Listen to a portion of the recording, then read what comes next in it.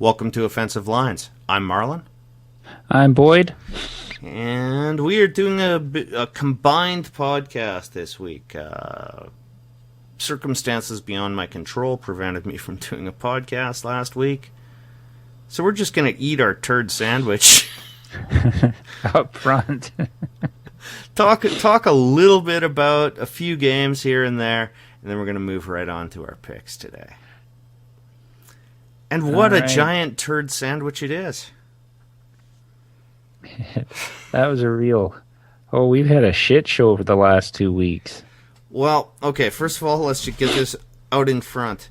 You gained back a game on me with your stellar 5-11 performance. Have we even hit 500 yet? Either one of us? No.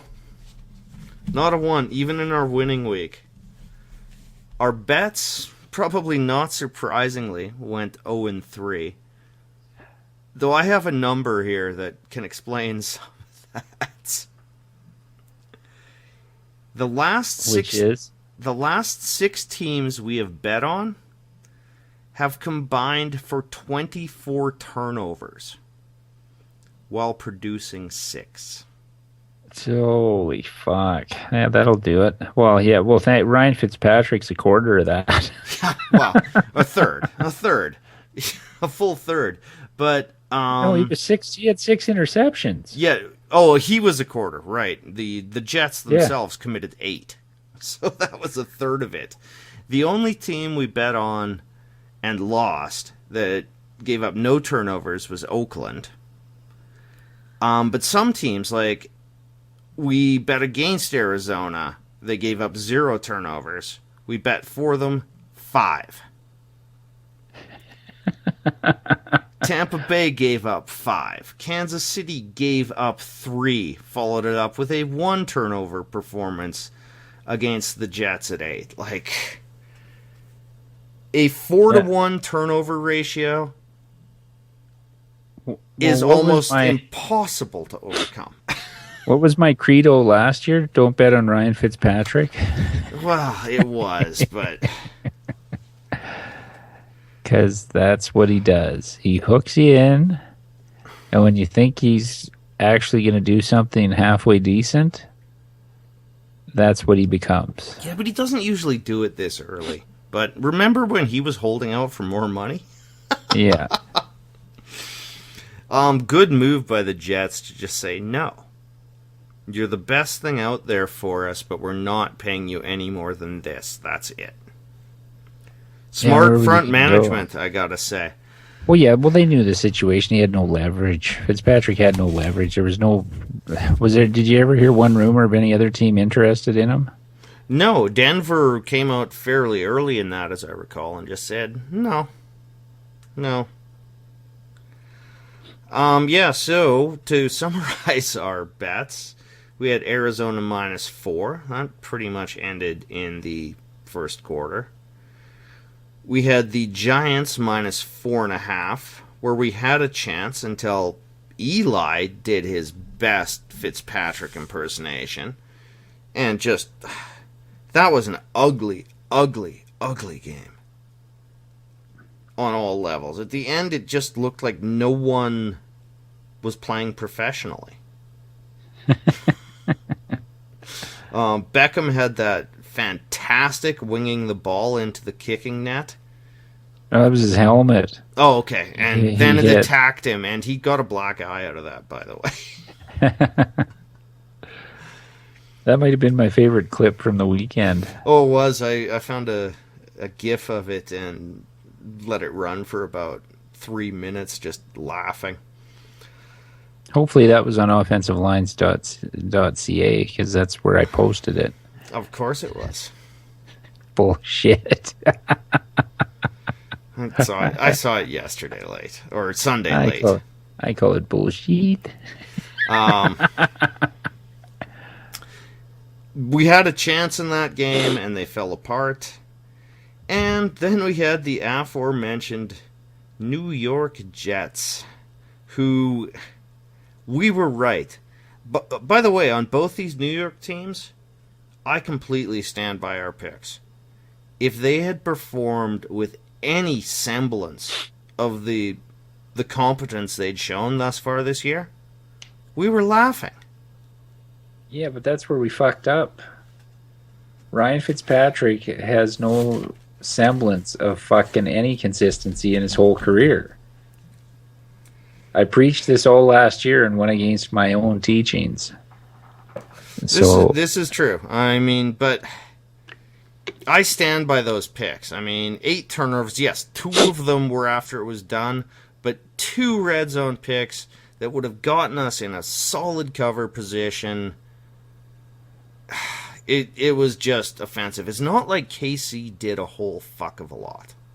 No, but on there the was Giants, an interception he threw before the game was decided where the defender almost dropped it because he could not believe the ball was coming to him. It hit him in the chest. Like, holy fuck. But I don't know why we think, or why anybody thinks the Giants are good. This is the same shit that's been going on for the last 2 years. Fire the coach? Well, the players are basically the same. Eli's like a rich man's fucking Ryan Fitzpatrick the last few years. I think their defense is considerably improved, but not as improved as I thought it would be. And I think from what we've learned with the Oakland and Atlanta games versus New Orleans, that offense is really not very good. Well, no, it's like they've confused the offense now because they have Cruz and Shepard, and Eli's spreading it around, and they're not getting the big plays anymore out of Beckham. No. Or the teams are taking him away. Whatever the Giants were doing to get him open, they've taken that away. 2 weeks, I don't know seen which 2 it big is. drops from him, too. Yeah. The guy who has... I mean, he makes one-handed catches, but he can't seem to catch it with 2. Now we just had a shitty week. Somehow we got to fucking come around. Now, we didn't like looking at the week, but I felt good about our picks. And 2 of them, by the way, I still kind of stand by. They weren't insane. No. We had a 2-0 team going against an 0-2 team. And weren't the Jets 2-0 going into that game too? No, they were 1-1. Oh, yeah, it was a hard fight against Cincinnati where they lost by a single point. Right. Turnovers. I'll just re-summarize this. These are the last 6 teams we've bet on. We bet on KC, 3 turnovers. We bet on Tampa Bay, 5 turnovers. Oakland, 0. Arizona, 5. The Jets, 8. And the Giants, 3. Yeah, hard to win games with that. Yeah, so maybe it's us. I asked the question last week whether you should just fade us or support us. Now that answer is very evident. Yeah, fade us. Yeah, bet against us, please. Maybe it'll change our luck around. And to add cruel to the equation, both of our teams lost. In agonizing fashion. Oh, well, yeah. Last year, Oakland scored on their final drive to beat us. This year, we had a chance to tie it on our final drive. Got down to the 4-yard line, and Taylor Lewan, our meathead of an offensive lineman, who had a good game otherwise, comes flying into the pile like a fucking missile, head first, gets a 15-yard penalty, puts us back to the 18. I guess we were at the 3. Put us back to the 18.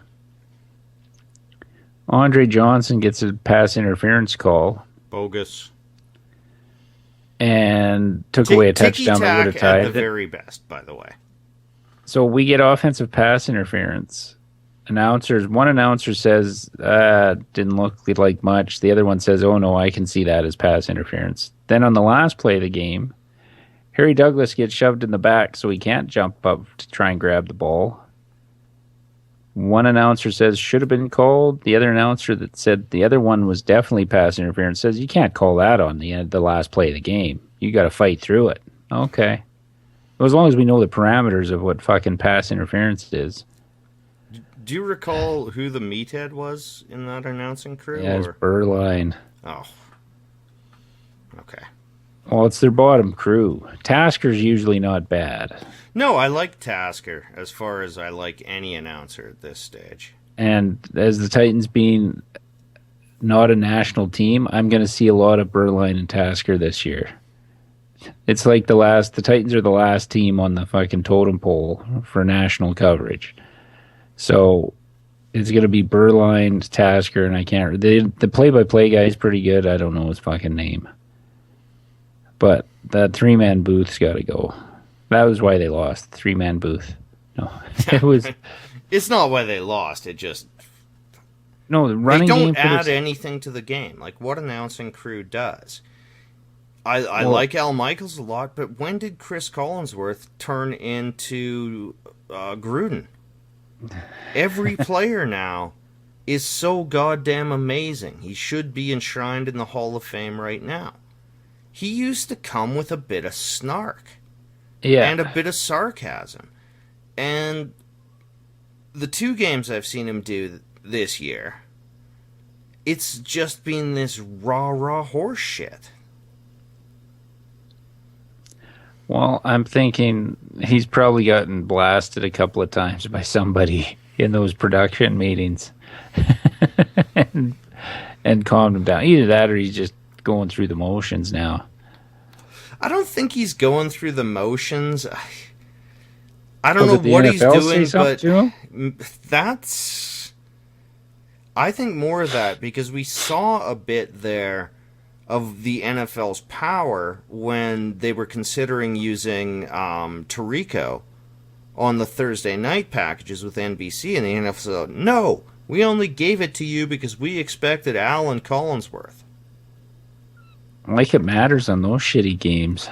Oh, yeah, but this is the NFL thing. If we get a better announcing crew, people will flock to the games.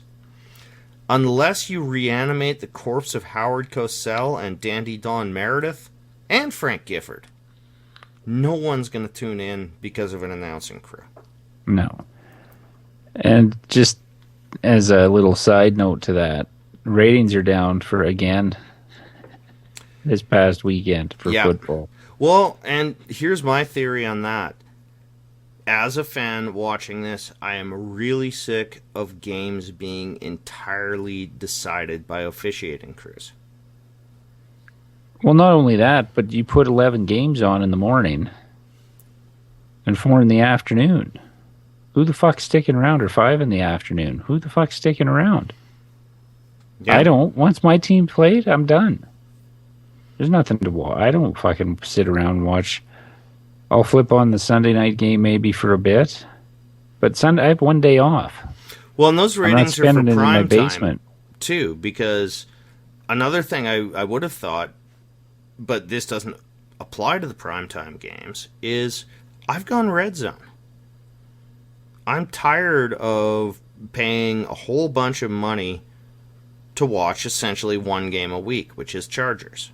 Especially when I still predict a 3-13 finish for them. And when I had all the morning games, I would spend so much time on the fucking remote just going commercial, commercial, commercial, commercial. Yeah. They've actually produced a great package with no commercials now. I am finding no step down in my viewing enjoyment by just watching Red Zone in the mornings. No, it'd probably improve my mood in the Titans games. I wouldn't see all the bullshit. Yeah, there is a trade-off. I mean, I would buy Red Zone and then the Chargers game if I could buy single game packages, but yeah, they just end up making it as much as the package anyway. It wouldn't fucking matter. They used to offer it when the first time I ever had Sunday Ticket. I just paid individual games for the Titans. Yeah, but now the NFL's philosophy is you can't just have the tip, you got to take the whole dick. Well, and the thing was, like, if you miss a week or you got something going on, on a Sunday. Or you want to go out with friends to watch the games in a bar on occasion. You feel like you're just throwing money away. Yeah. Yeah, and I've gone the opposite route. I bought an Android box. I had the Sunday ticket feed anyway. See, that's the way to go. All right, well, you got to talk about your Chargers game. The Titans, I'll say, just to wrap up on them, ran the ball like they said they were going to at the start of the year. Raiders ran the ball against us better than I thought they would, but we're still unable to produce any points in the second half. And I told you this before the podcast, we can't back the defenses off. I don't know how we're running the ball as well as we are. I think that goes to our offensive line, which I don't know what changes come over them this year. But Murray was the first 100-yard rusher for the Titans in 35 games. That's a bit of a surprising stat. Well, but that goes to... you're going to hear that number more and more as every team goes to 7. They got 7 running backs on the roster. Yeah, I'm talking to you, Miami, you cocksuckers. Fuck. No, but every team's got 2 or 3 running backs that rotate through. Washington has that. Miami, they all do.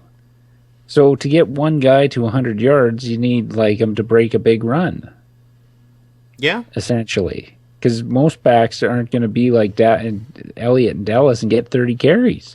It doesn't happen anymore. And also, a lot of those 100-yard rushers were on good teams that had a lead with 20 minutes left.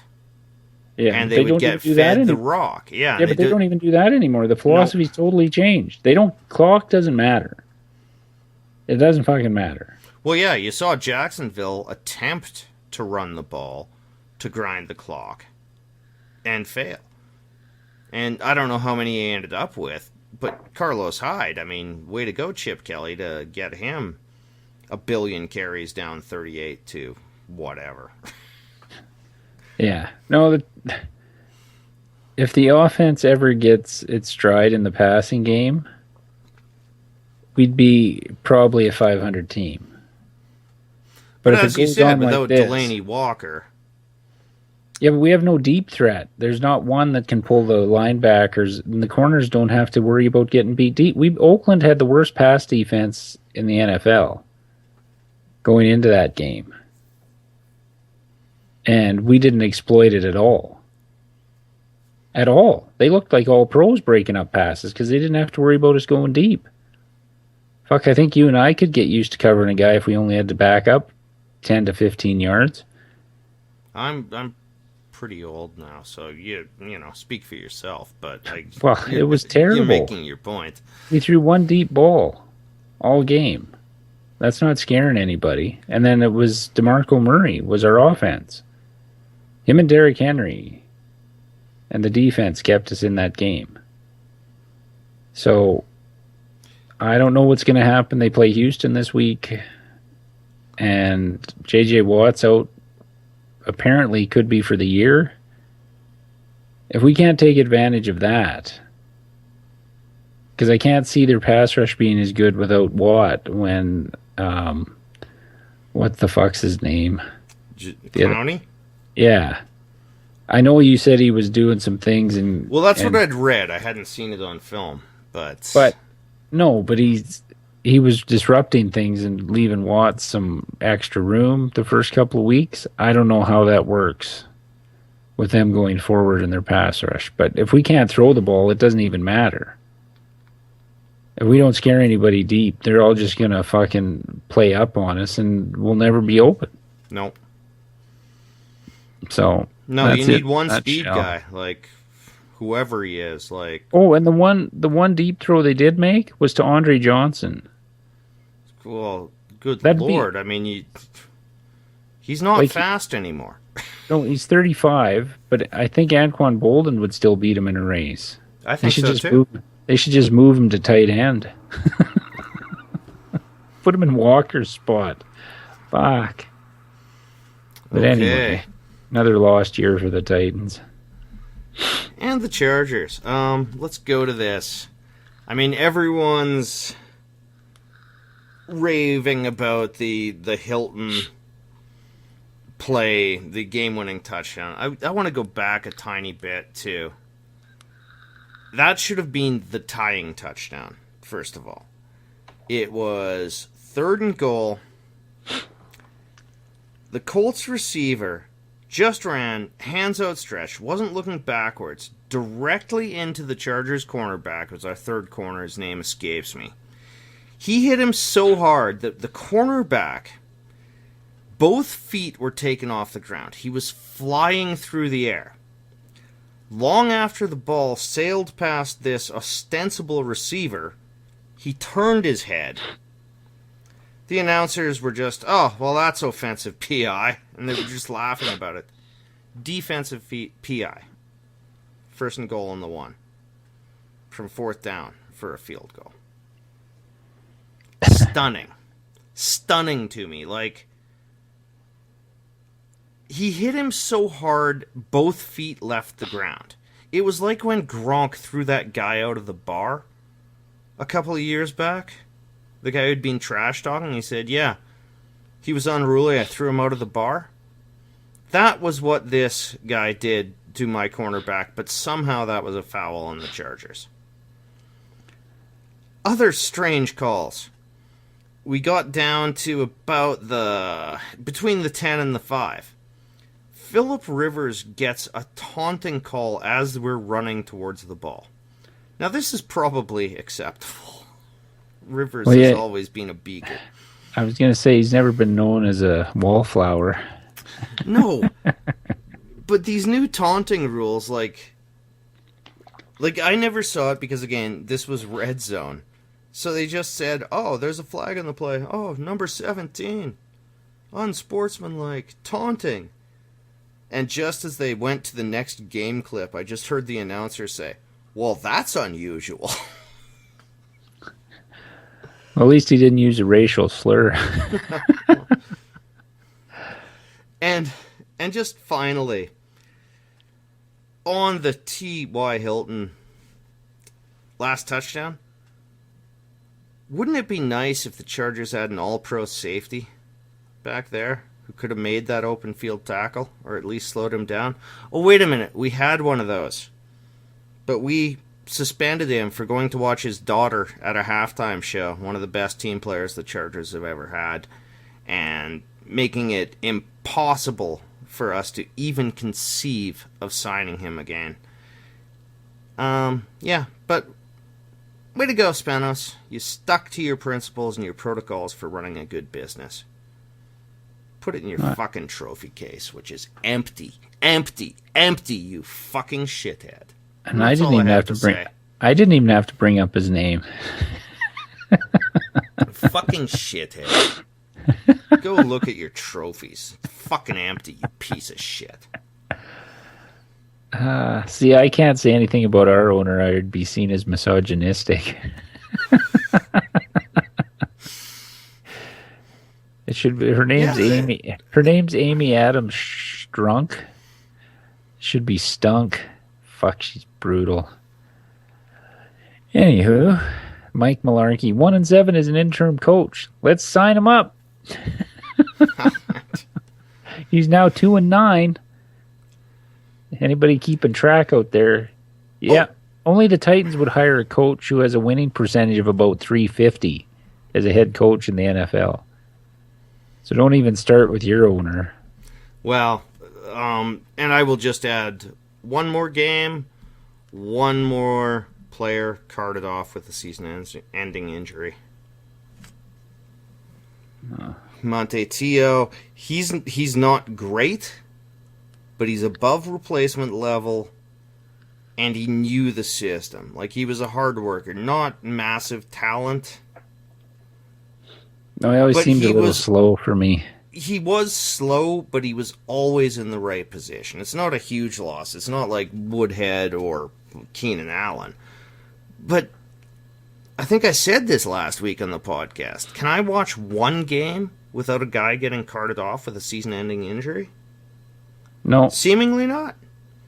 no. I hope you lose one at every position. Thanks, buddy. That's uncalled for. No, it wasn't.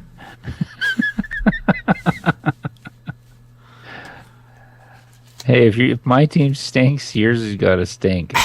Well, It's just the way it's got to be. the way it's always been. Can't see. Forever and forever to eternity. Okay. It is, I think, that time. That's right. It's motherfucking game time. Can we be any worse? I guess we could. We could go 0-9 over 3 weeks. Oh, 0-9, and I'm certain if I really strive here, I can go worse than 4-12. I don't know how. Well, I memean, only if we're looking at percentages, because there's only 15 games this week, so.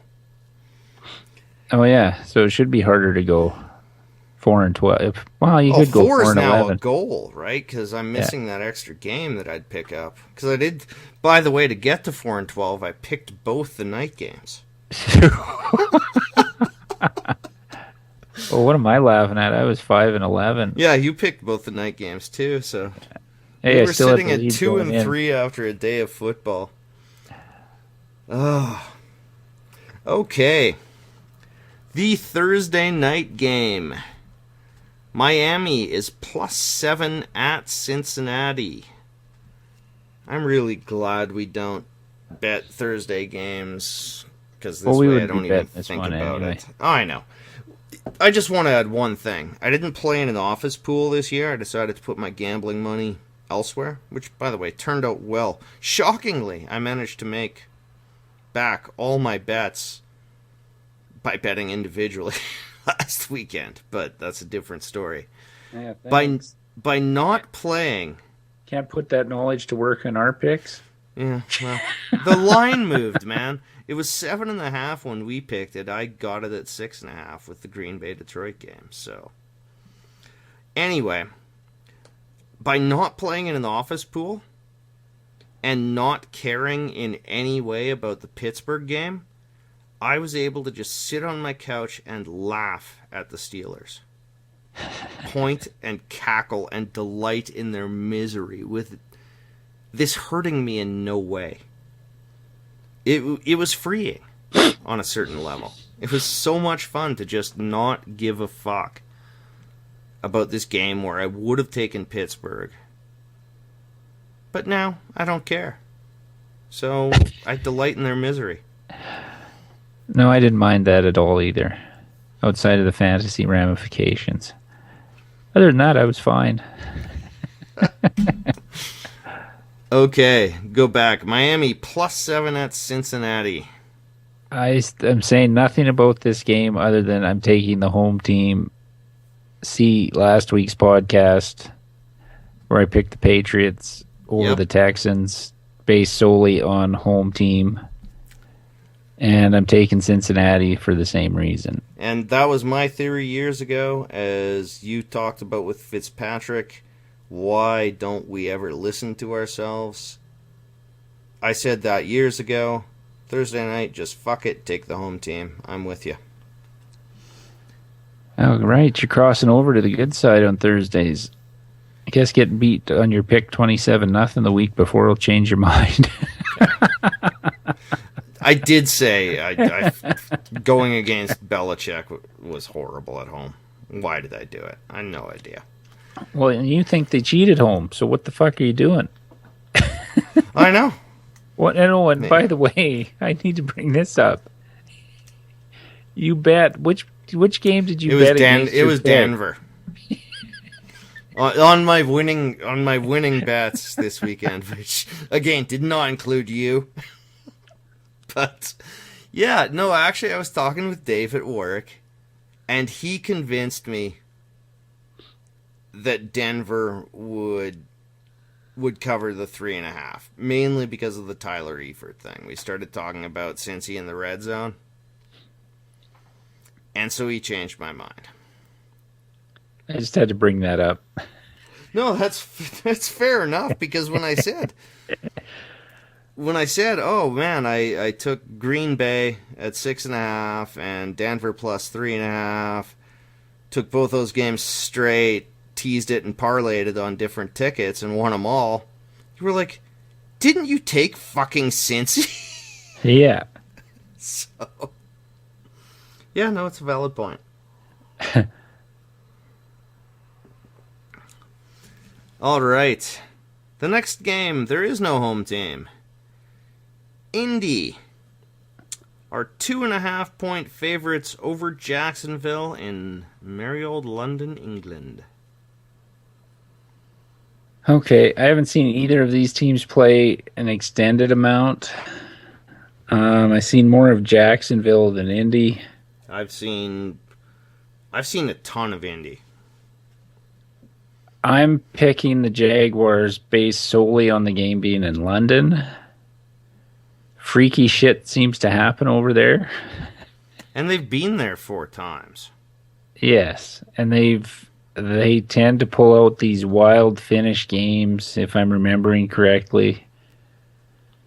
And there's always something weird happening over in London, where that's where the Chiefs started their run last year, was in London on a game they shouldn't have won against Atlanta. I'm taking the Jags based solely on that, because I don't know fuck all about these teams. And I know Blake Bortles has been a complete fucking disaster this year. These are two really awful teams. That said, Indy is... Ah, boy. The thing about... Indy doesn't have any idea how to travel however many 1,000 miles and play a game. They're not good. Well, and this being their first trip, yeah, that's the big distractions. But these games are weird. These games end up being shootouts when you don't think they are. Atlanta fucks up timeouts against the Chiefs. Or no, that was against Detroit. That was against Detroit. That was a game no one should have won. Both teams... That was the most embarrassing football game maybe in history. That said, you know what? I'm going to go with the better quarterback. Jacksonville has no credible rush. I'm going with Indy. Okay. Though your arguments are solid, but Jacksonville can't beat Baltimore. Well, they almost did. They had three cracks at it. If you give them a fourth, we would have won. And just on that Baltimore game, we didn't really do a recap, so some random thoughts will creep in. Baltimore got to the point where it was an over 50-yard field goal. And their next play calls were essentially, we're good with Justin Tucker kicking it. I know he's excellent, but do you really start playing for the field goal when it's going to be a 53-yarder? Hey, they're 3-0. Yeah, I mean, it worked, but I'm just going, really? Okay. But they're a weak 3-0. Let's put it that way. They're Buffalo, one of the weakest 3-0 teams I've ever seen. We said this about Atlanta last year, and they did get to 6-0, and then we saw that ultimately we were correct. Yeah, regression to the mean. Next game up, Carolina, -3 at Atlanta. I don't think Atlanta's nearly as good as they appear. Well, they're not going to put up the point. No, they've feasted on the Raiders' defense and the Saints' defense. Like, granted, Carolina didn't do much last week against Minnesota, but Atlanta I can't has see zero Matt Ryan pass rush. Standing. No. Nothing. No. And Julio Jones is hobbled. What, do you have one catch last week? Yeah, but they put a linebacker and bracketed him with the safety in the corner. Okay. Why do you think everyone else went for a gazillion yards? Yeah, we took Julio out of the game. Bravo. Yeah, but that New is the Orleans. Saints defense we're talking about. Yeah, Jerry but Rice seemed to get open back in the day. oh, If you considered the top receiver in football or the second best, you don't have against the second worst pass defense. Well, they probably jumped up after that Giants fucking game, but one of the worst pass defenses in football, and you get one catch. yeah, but Does if Antonio if Brown you're get one bracketed in catch? 3, this is smart quarterback. If you look over and you've got a linebacker cheating, a safety over top, and a cornerback underneath, and 4 guys wide open in front of you, you just take the wide open guy. Why force it for Julio, right? Something's not right with them. No, I don't think he's right with the calf injury, but I find no reason to fault Atlanta for scoring at will without using him. It's tough to say it's tough to say that that's a fault of Julio's. Well, no, or but Matt okay. Ryan's. Okay, every other team when they game planned for Atlanta has said we're taking him out of the game. It's never turned out like this. No. But again, so some of it's on wasn't his even shoulders. only bracketing, and no, he some is of hurt. It's on him. Come on, but some there of was it's on also him. a linebacker over. Some of it's on him, but when you score at will, and you don't need to use your main guy, why do you care? I'm just saying you can't fault Atlanta. That said, Carolina has a pass rush. Atlanta has none. Carolina is 1-2, starting to feel a little desperate. I like Carolina in this, though not to bet it. Yeah. Agreed. All right. Next up, the Cleveland Browns plus 8.5 at Washington. No, it's 8 now. Oh, the money's pouring in on Cleveland. Oh. Okay. Last week was Cleveland's best chance to get a win. Because Miami's just about as bad as they are. Washington should... This has a feel to me where Cleveland's not going to be able to hang around Washington. I think this one's a blowout for Washington. I don't want to bet it, but I think Washington blows them out. Yeah, I think the money is just, Terrell Pryor did all this shit, which, by the way, was super impressive. And I'm glad to see... best player. I'm glad to see an athlete like that readjust and find a way to stay in the league. I'm talking to you, Tebow. I was going to say, why couldn't he be a tight end? Yep. Sorry, that's what I thought when I just saw what Pryor did in this game. I'm just going, way to go, young man. Like, yeah, you're not an NFL quarterback, but you're an insane athlete. Find a way to play. Yeah, the Tebow comparison leapt to my mind right away. But I agree with you. I don't think Washington's very good, but I think they're... I hate Washington laying 8.5, but I'd probably still take them at 10. Well, something's got to give with Cleveland. Like, they were up 20-0. I don't even think Baltimore covered that game, did they? No. They hung around Baltimore. They hung around Miami. They should have won the Miami game, by the way. But yeah, the Baltimore game too was McCown at quarterback. Kessler is whatever, good work, but he's not McCown even. No, he not yet. I'm not saying he won't get there, but no, they're not going to keep hanging around these games. They're not good enough.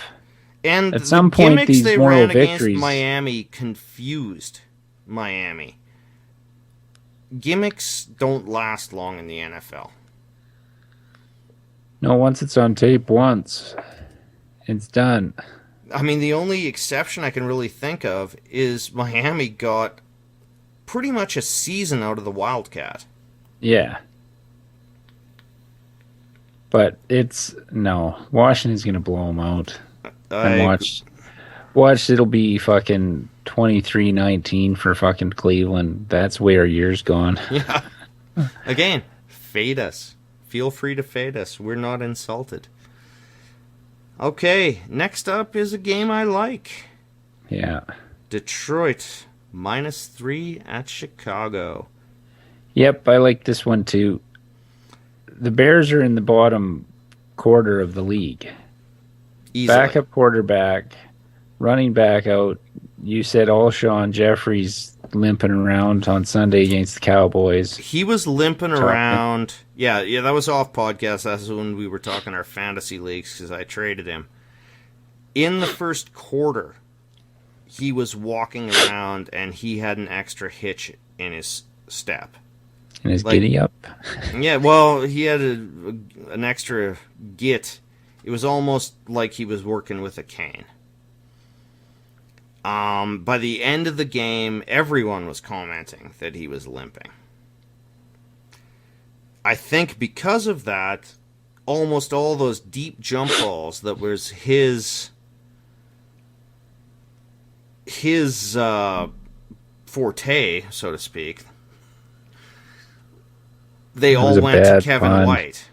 That was a bad bear pun. I know, but whatever. I had to call you on it. Yeah, you're over there sniffing like Trump, so... Well, you just gave up my bit. You fuck. Oh, sorry, did I step on your bit? I had no idea. I was going to say it at the end of the podcast. Oh, fuck, sorry, man. Gotta warn me of the setup. Well, no, I was hoping you'd just say something after. Okay. In any case, they lost...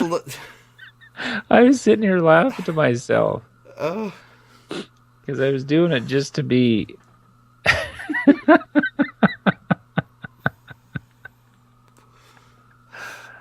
I figured I'd announce at the end, yeah, that was just imitating Trump through the whole thing. I hope you enjoyed it.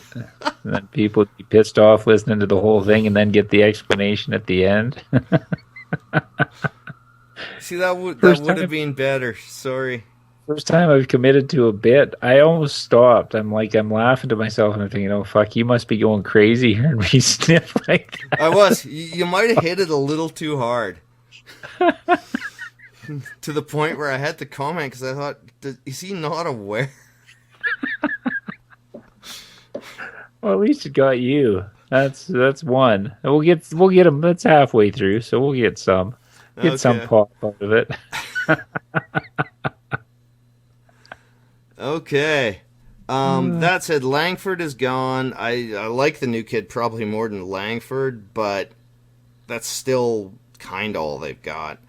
Detroit's not a great team by any means, but they can put up points. Yeah. Green Bay's defense, while not good, is much better than Chicago's.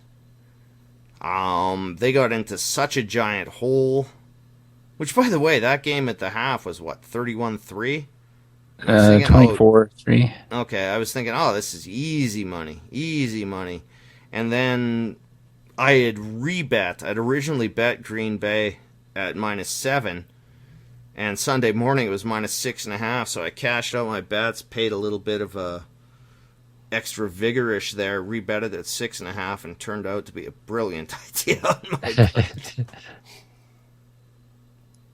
Yeah. Keep it up. I'm sure the listeners are happy for you. Yeah. Seeing we didn't pick that game. Well, no, and you got that game and I didn't because it was 7.5 when we did our picks last week. So you got that game. I didn't. Yeah, there you are again. That's 2. 2 you flip-flopped on. I'm gonna put you on I had Green Bay all the way. I predicted a blowout, much like we saw in the first half. Oh yeah, I thought you were saying I had Green Bay. No, you had Detroit, so you got the game. In our picks, I didn't get it. Ah. So, savvy pick by you. Yeah. I should have bet it. But anyway, we're both going with Detroit. And this is definitely in the mix. Yeah. Next up, another game I kind of like. Oakland +3 at Baltimore. And who are you liking? Oakland. I don't. No? Back and forth across the country in 2 weeks never works. And I don't know what Baltimore's defense has, but Tennessee's ranking by traditional metrics, they're middle of the pack. And Oakland could do nothing. 17 points. No, but we've discussed at length on the podcast that Tennessee's defense is actually good. They are. You remove it. Baltimore's defense is not actually good. Not. Bortles was wildly inept. They've only given up 43 points. To and when you look at Cleveland, who got up on them 20-0. Marlon, but listen, when Oakland has played two of the worst defenses in football the first 2 weeks. Okay. Yeah? They put up 17 against a decent defense on Sunday. The cross-country trips, 2 starts at 11, or 1 in the afternoon, Eastern time, when it feels like 10 in the morning for them, is not good. Okay. They did not look good in that second half. At all. If they would have taken the ball out of Carr's hands, they couldn't do anything in the passing game. They were gashing us decent in the run game. Well, they were, and there's another fucking team. When I said fucking Miami and Washington and all the fucking Oakland rotating 3 backs. So if they'd stick with something, I think they might be a little more successful. But from watching, they made no adjustments in the second half, and we totally shut them down. I don't trust them on the road against. I know I don't like Baltimore either, but okay. And I'm just saying, Baltimore's played Buffalo week 1, Cleveland, and Jacksonville this week. So before you start giving a huge amount of respect to Baltimore's defense. For all Oakland played bad defenses, Baltimore's played terrible offenses. Right. But fair enough. If you don't like it, I'm fine with that. Make the call. I just don't trust the time change. Like, yeah, West Coast teams have a problem. The cross country, yeah. And I'm a Chargers fan, so I'm aware of that, and it's a real thing. Like, the one team that defied that for 1 year was the Niners because of their defense. And let's not forget the Raiders' defense had been gashed for fucking 60 points in 2 weeks. I don't think they recovered that much. It was more Tennessee's fucking lack of offense than Oakland's defense. Yeah, though Baltimore on offense has Steve Smith, who admittedly could probably beat up you, me, and everyone we know, single-handedly. But what else do they have on offense? The Dennis Pitta's fine. I mean, how much did Tennessee score against Oakland? Well, no, but I'm saying that wasn't Oakland's defense. Yeah, but like I see sort of a similar scenario here. There's no one who can go deep. There's a better than average tight end, and there's a 35-year-old man running routes. I'm telling you, dude. Okay, yeah, no, and you obviously don't like this game, and that's fine. We won't bet it. I am all over fucking Oakland here. I watched the Raiders' offense. Didn't look like a team that put up 60 points in the first 2 weeks. Fair And enough. like I said, like you said before the podcast, they're not Denver. Tennessee's defense isn't Denver, Minnesota, No, or but any of those it's a very good Carolina. defense, I think. But it's middle of the pack. We just don't give up points for some reason. We give up a ton of yards again still. And I don't get me wrong, I like our defense, but I'm not putting it as an elite fucking, like you said it yourself, game changing defense, and we shut them down, like down. Yeah. No, that's fine. I made my case. You made your case. I'm on Oakland. If they were at home, if Oakland was at home, I would take them. I just have literally zero respect for Baltimore on any level. I watch these games and I can't figure out how they won them. They won them on a unsportsmanlike flag. They won it on a series of Jacksonville turnovers, and I've seen what Jacksonville was because the Chargers whipped their sorry little asses out of San Diego. And then we saw Buffalo in week 1. You know, I have such little respect for Baltimore. But if you're not cool with it, that's fine. I just don't like it. I love Oakland in this game. Your pick. My pick? What? For the record. Oh. Gotcha. I wasn't sure what you meant.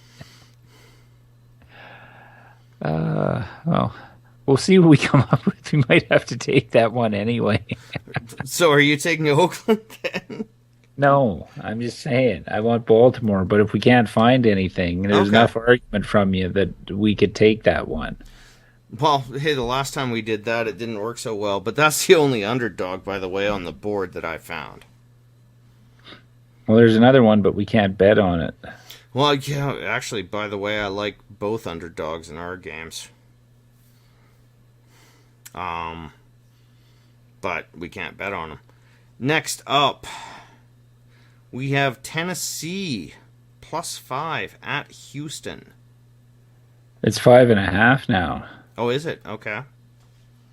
So we talked about it with Watt being out for the year, potentially. He's not playing Sunday for sure.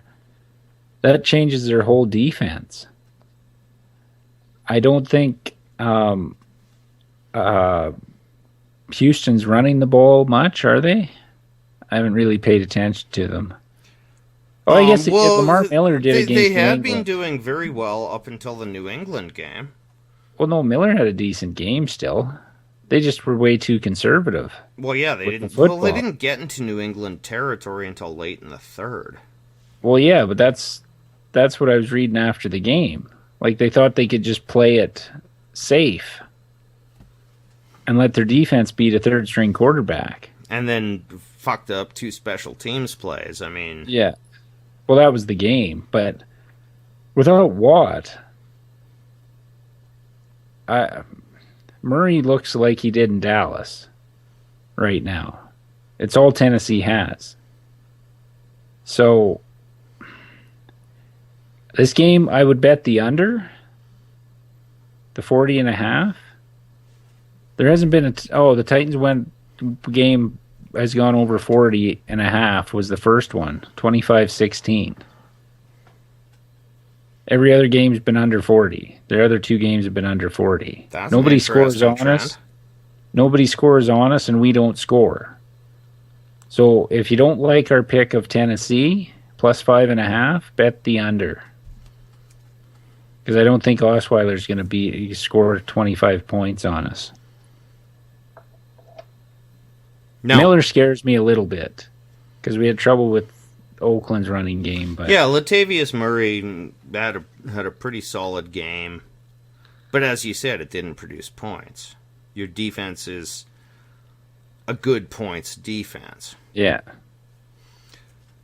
But in spite of them burning me last week,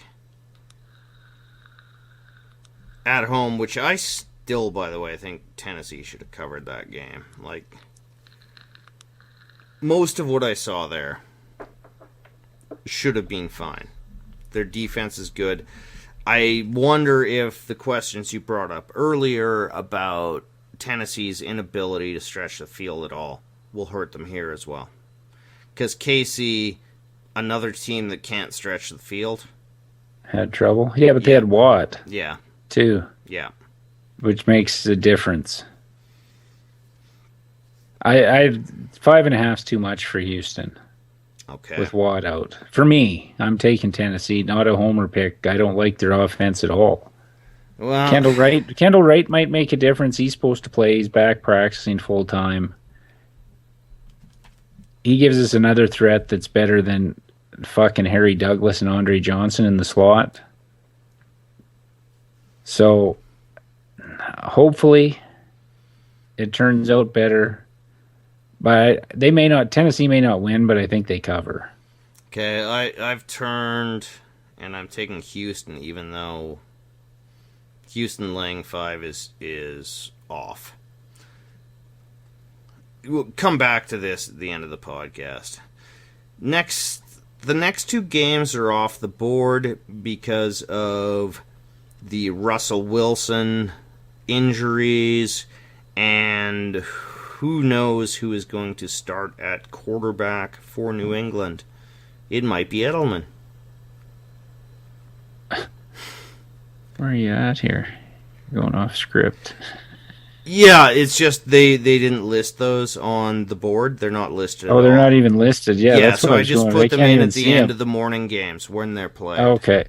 All right, that's where I was screwed up. Yeah, that's what I was trying to tell you at the start. Okay, was they're not even listing the off the board anymore. Okay. We're running already long because it's a combined podcast. Let's just pick the winners of these games and move on. We can throw up stuff on Twitter or whatever. Okay. If a line appears. Yeah.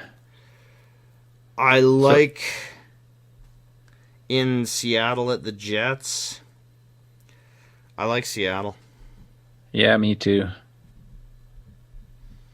They can run the ball, can't seem to protect the Russell Wilson, but I think the defense will feast on Fitzpatrick. But I'll be wrong again, so fuck.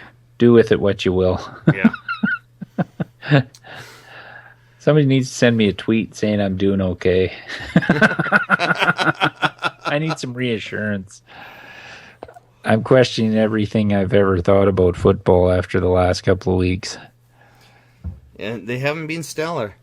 And the next is Buffalo at New England. Oh, yeah, we don't... Yeah, okay. I'm taking New England. I learned my lesson last week. If numbers come up, we'll put these out. And if they announce Julian Edelman's quarterbacking, they'll still be favored. Yeah, and I'd probably still back New England. Buffalo had their safe Rex Ryan's and his brother's fat asses game. Oh. Though LaShawn McCoy looks fucking great. I kind of missed watching him run like he does. You know, it was just a few years back, he was the most exciting player in the league. Yeah. Okay. But the screen pass is a lost art, apparently, because nobody fucking runs them. They all run wide receiver bubble fucking screens. What happened to the running back out of the backfield? Anybody got a fucking answer to that? Even fucking Andy Reid, who was the fucking master of the screen with McCoy, doesn't do it as much as he used to. Did they just get that good on defense? He did do it with Jamal Charles, who might be back. We'll see. Yeah. Maybe it takes a talent. All right, next up, we have Denver, -3 at Tampa Bay. This game's a gift, is it not? I'm riding this horse with you. Is this not a fucking gift? You're not going to give me grief about that terrible pun? I got it. I just let that one fucking go. After my sniffle controversy halfway through, I figured I'd just let it go. Let's just say it wasn't as bad as Forte. It was pretty bad. In fact, it was probably worse. But Well, if I brought up every terrible pun, we'd have a longer podcast. This is true. Okay. So, no, how is this only 3? I don't get it. What do they? Well, see, these are the games where Vegas makes their money, though. That's what's got me thinking. I still want to bet Denver, but isn't this where Vegas makes their money? On games like this, there's something I think don't so know too. what. It's probably one of the highest bet games, and It just seems weird. They just got beat by the Rams, where that bet's going to look and fucked now. Well, maybe not. But how is this 3? We should just bet all road $30 team, on this second game on the East Coast. Should we not just put all $30 on this game? No, I still like having action, but yeah, I have Underdogs no argument. Even though we are both Winston fans, I think is a fair assessment. Yeah, but this Denver defense is doing it to the top of the top quarterbacks. And he was goddamn lost against Zona's defense. Yes. Tampa Bay, I heard this on a fantasy football podcast the other day, and they just said, do you know what Tampa Bay looks like? Last year's Jaguars. Oh. That's not good. No, but I think it's a fair assessment. There's a lot of talent there, but they get behind early, then they just chuck and duck. And I think Denver's secondary can handle that. And I think Denver's pass rush can make mincemeat. Well, look what out they of did to Tampa's Cam offensive Newton. line. Look what they did to Newton in the Super Bowl. And Look what subsequently, even though I still think that, there should have been some flags, but that defense is pillaging. Yeah. No, I fucking love this pick. Yeah. I'm all over. Let's bet that right now before it goes Before to it goes 3.5. Yeah, I was on it. Just give me a second. Yeah, the line makes no sense to me. And as you've said before on occasion, this line almost seems fishy. Yeah, there's got to be a trend, something they're basing this on. Because it's not like, I know Simeon's essentially a rookie. And I don't expect the performance out of Simeon last week, but Tampa Bay's defense has been poor. Yeah. And their offense, they put up 32 against the Rams. I don't know, is that because Seattle only put up 3 against the Rams and then Tampa put up 32? That was 32. That was all garbage time. The Rams jumped up on them early.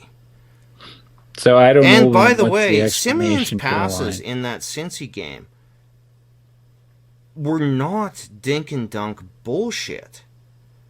The second touchdown he threw to Sanders near the goal line, was risky, but it was a perfect little hitch down at the knees into a 6-inch window.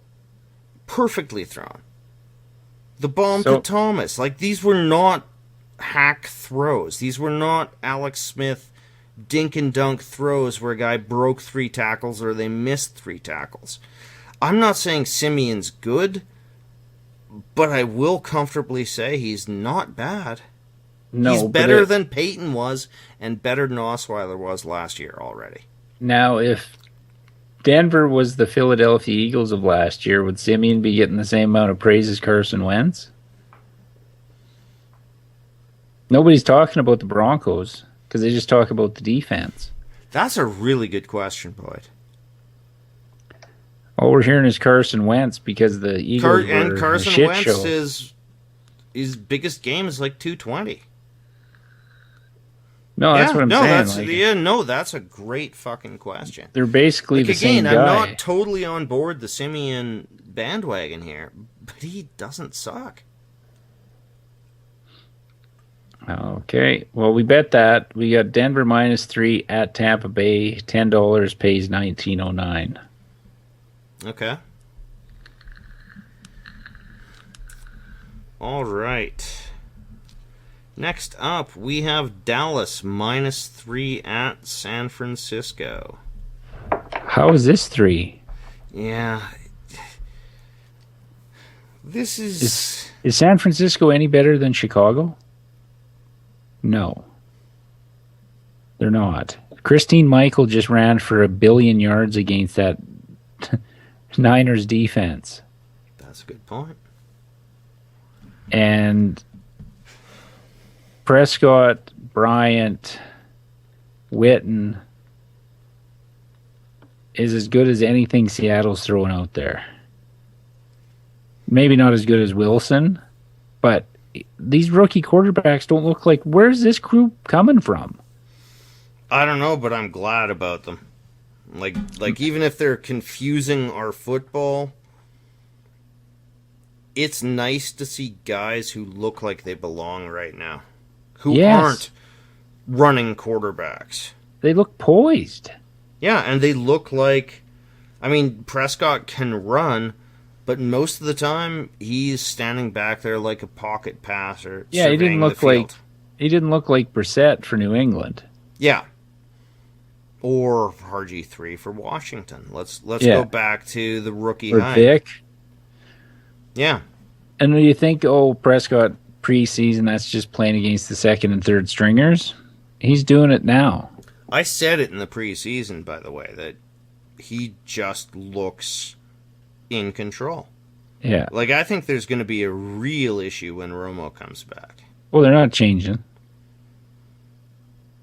If they're 5-3, 6-2, they're not. Romo's in. And Romo's out. By the way, if they are worse than that, I would put, from what I've seen so far, I would put that in the defense, not on Prescott.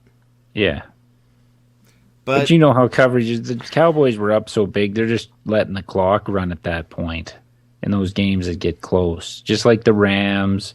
Just like, don't give them anything big. Make them earn it. That's the whole mentality when these teams get up big. Yeah. You see it all the time. That's why the fucking 7, 8, 10-point spreads are a bitch to bet.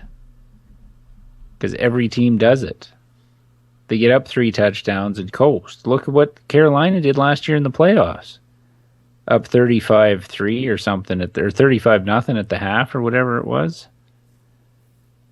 And had to hang on for dear life when they had to crank it back up on defense. It's what they all do. So I think this one should be strongly in the mix. It's definitely in the mix. We still got to find that fucking underdog game. Yeah, the only one I saw you've already heard about. Okay. Because this ain't going to do it.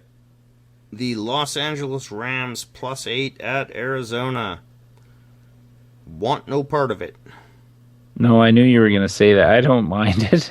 Really? Is there underdog pick? No, it's an underdog pick. In a normal week, I wouldn't say, oh yeah, let's bet this game. Okay, but, make your case here then. Well, no, but you look, and you said yourself the points from Tampa came garbage time.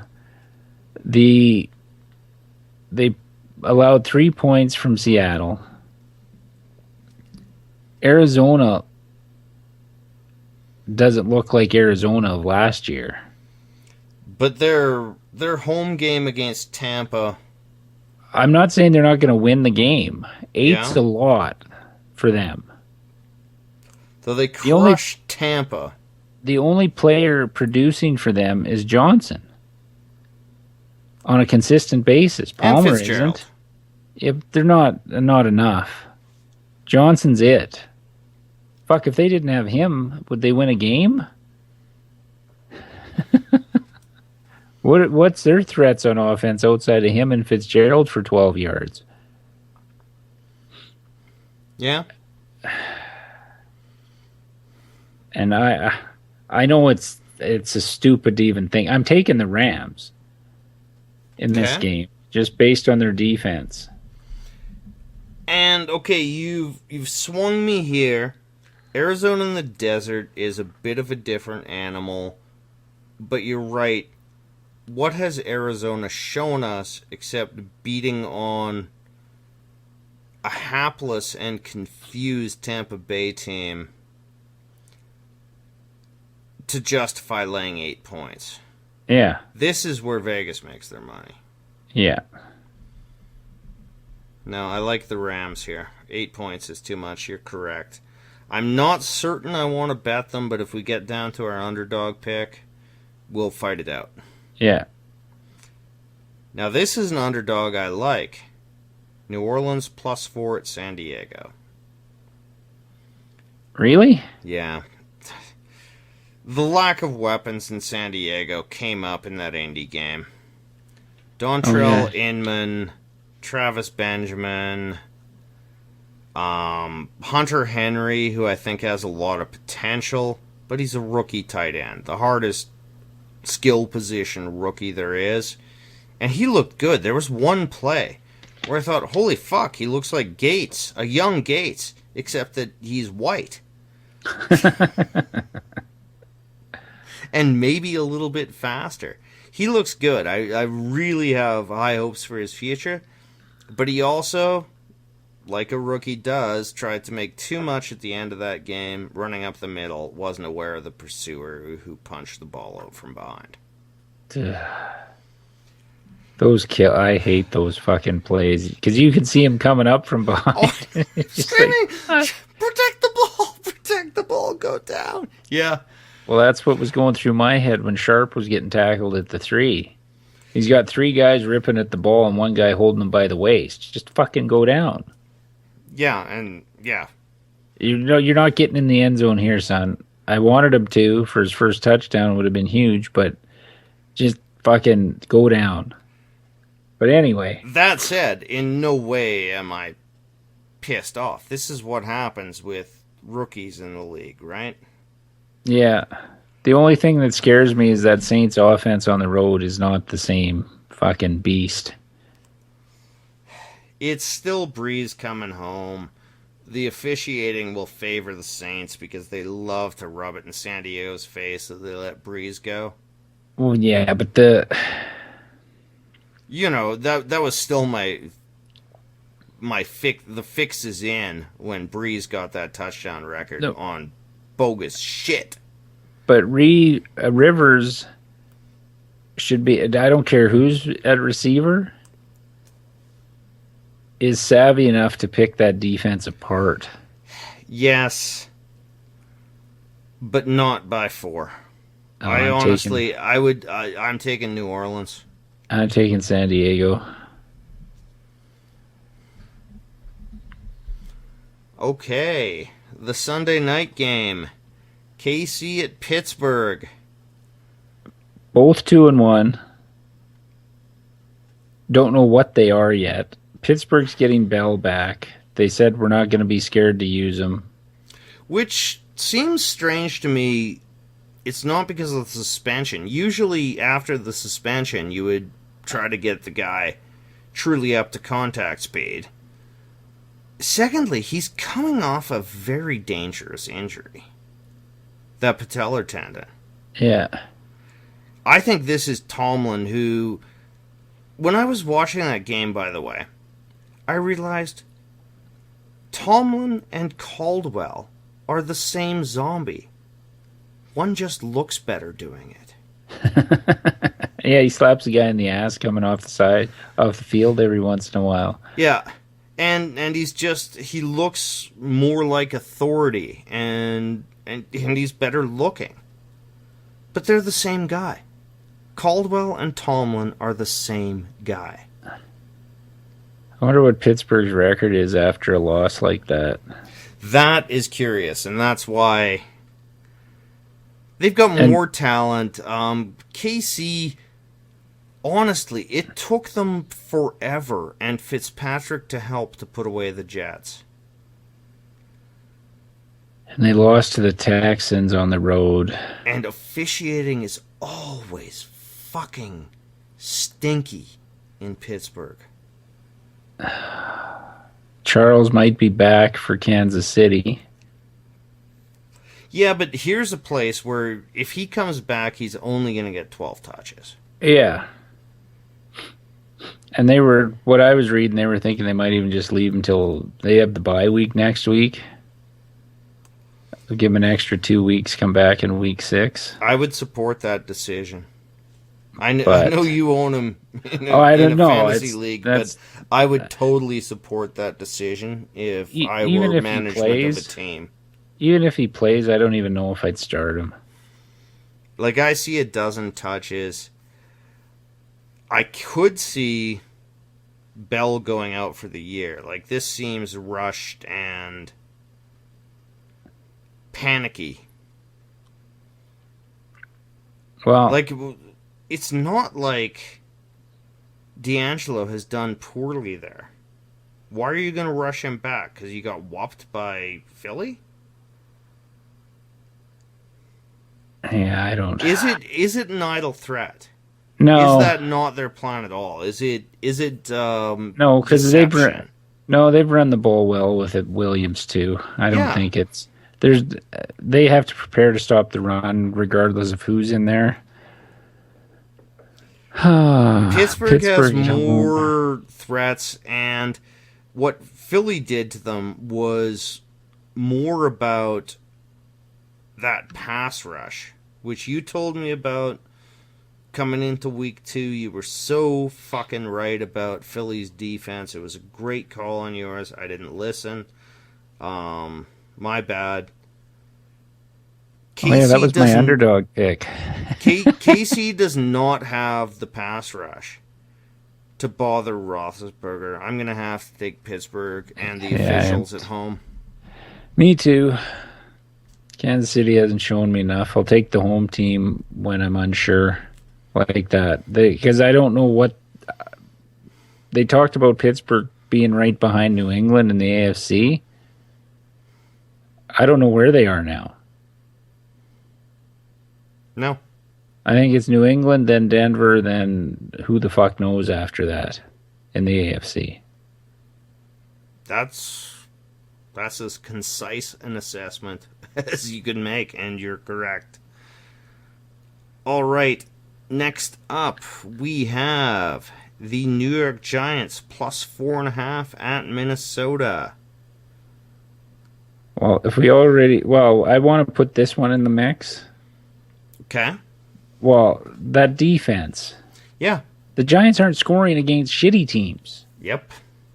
Why wouldn't this defense be able to shut down them? Xavier Rhodes is back. Yeah.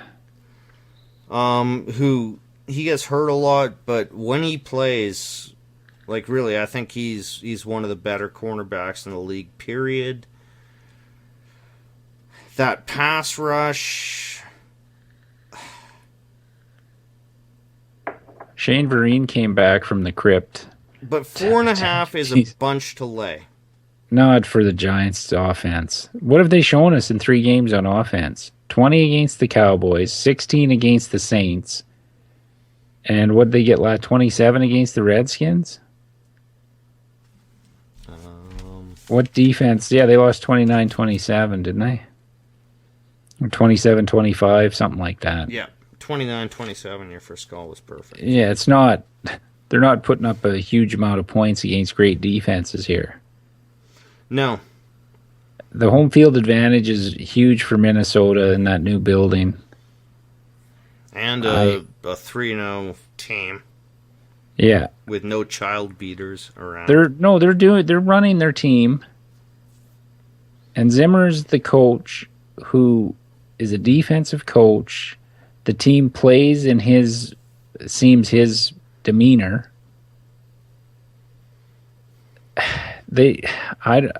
Bradford was marginal at best, but they're playing I think the Giants will be able to shut down the running game. But yeah, Minnesota is Denver's little brother. It's the same game plan. don't fuck up, and our defense will keep us around. Well, yeah. Well, or might win us the game. But can that game plan cover 4.5? Yes. They covered Marlon. The Panthers had averaged over 40 points a game their last 5 games at home, including the playoffs. Okay. Like they held them to 10. Eli Manning's going to be a sitting duck back there. Remember the game last year? Giants in Minnesota? No, I don't. They got fucking destroyed. Okay. I'm with you on Minnesota. The 4.5 frightens me. No. To go to Simmons a bit, that 4.5 is the fucking Vegas zone. Not anymore. There is no Vegas zone with these scores. Yeah, there's a little bit. 37-32. Rams, Buccaneers. Like, all these scores are fucked. 4.5 isn't what it used to be, and that defense is legit. Oh, it's... Look, they allowed 14 to the Packers, 10 to the Panthers, and 15 to the Titans. Can you believe the Titans are the team that scored the most points against them? That should say something. Yeah. Yeah, and it was a power running game. And it's against 2 of the top quarterbacks in the NFL. And the Giants have no legitimate run game. All right. I think you've swayed me here. So It's that time. What we have is we have Denver. We've already bet Denver -3 against Tampa Bay. Our underdog pick is going to be between Oakland +3 at Baltimore and the Rams +8 at Arizona. Fuck. Oh, well, change my pick. Okay. I'm going to Oakland. Okay. I've been saying it all year. I think Baltimore's a fraud. I really do. I think they're... I don't like the travel for Oakland. It doesn't. A legitimate point. It doesn't usually work out well for the team going back and forth across the country from one weekend to the next. But I can't take 8 points even with Jeff Fisher coaching. Or because of Jeff Fisher's coaching. Because of Jeff Fisher, Case Keenum, and Tavon Austin, Todd Gurley's fine, but... No, I prefer Oakland. No, I know. Okay. And determining factor, price. Oakland's +100 against a 3-0 team that could be 1-2. So, $10 pays 20 on the nose. That's Oakland +3 at Baltimore. All right. Fade that bitch. Yeah. Fade all our picks. That's our advice. And then we have a selection of Detroit -3 at Chicago, Dallas -3 at San Francisco, and Minnesota -4.5 at home versus the Giants. Okay. Now, you made a great argument about Minnesota. Now, let's just throw out the Detroit game. Okay. It's not quite 2 shitty teams, but it's right on the verge. Yeah, and it's like House Hunters. We got to get rid of one. Yeah. Let's get rid. Well, I've never watched House Hunters, but I'll trust that. They look at 3 houses and then whittle it down. So I do like chasing around the worst teams in the league, but Detroit's close to that too. Yeah, Dallas, San Francisco. I don't have super confidence there. I think you made a great argument for Minnesota here on Monday night. Okay, you might as well spread the fucking action out. We haven't done that this year yet. Yeah. So This way we won't be 0-3 till late Monday. yeah. So we're taking Minnesota. The only thing I would say to take Dallas over San Fran instead of Minnesota is the amount of points we have to lay. It's okay. They had their home opener, but now they're 3-0. It's Monday night. It's prime time, even though that's watched less than many Sunday afternoon games now. But that Minnesota crowd is just going to be full of aquavit or whatever the fuck those Norwegians drink. All right, so we're taking the Vikings -4.5 at home over the Giants on Monday night. $10 pays $19.09. Booked. All right, there was some discussion there, so I'll summarize. We have Denver -3 at Tampa Bay. $10 pays $19.09. We have Oakland +3 at Baltimore. $10 pays $20. And we have Minnesota -4.5. $10 pays $19.09. All right. If you want to fade our podcast, you can listen to it on iTunes or Stitcher for your Android device, on our website, offensivelines.ca. Follow us on Twitter at Offensive Lines for any updates to our blog post or when a new podcast is available. Facebook.com/Offensive Lines. And if you want to send us an email, it's offensivelines@shaw.ca.